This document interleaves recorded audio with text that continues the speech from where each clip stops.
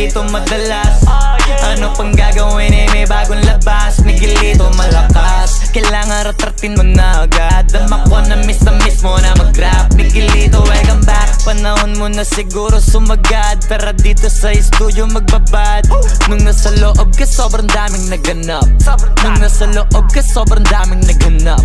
Galing sa loob nung lumabas walang tatak.